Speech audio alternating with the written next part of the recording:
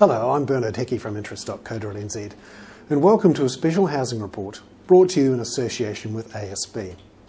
Today we're going to have a look at some figures from the Real Estate Institute of New Zealand, which has come out with its median house price for October.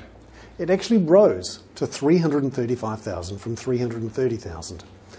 Although it is down 4.3% from a year ago and down 4.8% from the peak, which was in November last year. Now, the housing market is obviously still in trouble, so it seems strange that the median would be rising. But it's worth having a closer look at these numbers. What you find is that first home buyers and rental property investors have pretty much withdrawn from the market. And they tended to buy cheaper houses and apartments, often worth less than $400,000. What's left then is people who are buying more expensive homes. Previously they may have already owned a home, and they've built up a lot of equity, and they're not borrowing so much to move on. So what we've found is that there are more sales happening at the top end of the market, and less at the lower end. In October, just 60% of the sales were for less than $400,000, compared with a year ago when it was actually 65%. And what does this mean? That greater number of sales, above $500,000 or so, has actually dragged up the median. And the housing market is still in trouble. And you can see that from the volumes. The volumes fell again in October to 4,469, and this is down a third from a year ago.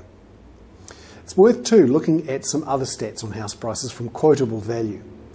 These stats actually compare like with like. So they compare sales prices for houses in a certain suburb of a certain type compared with what they sold for a year ago. Whereas the Real Estate Institute stats actually compare all the house sales in October versus all the house sales in September. So you don't necessarily get apples with apples. Now the QV stats are not quite so up to date, but you could argue they're more accurate in the long term. And they show house prices have fallen 8% from their peak. We here at Interest.co.nz, but not necessarily ASB, are saying that house prices are likely to fall 30% from their peak, from November 2007 to November 2009, because housing is basically unaffordable still for many, particularly first home buyers. Finally, some quick figures on farm sales prices. The REINZ has come out with some numbers showing the median sale price there actually fell to $1.5 million from $1.7 million. And the numbers of sales in October were at a record low 114, down from the previous record of 126 a couple of years ago. Farm finance is the problem here. It's drying up, and farmers are finding it difficult to get the big loans they need to buy farms. I'm Bernard Hickey. That was a special housing report for Interest.co.nz and brought to you in association with ASB.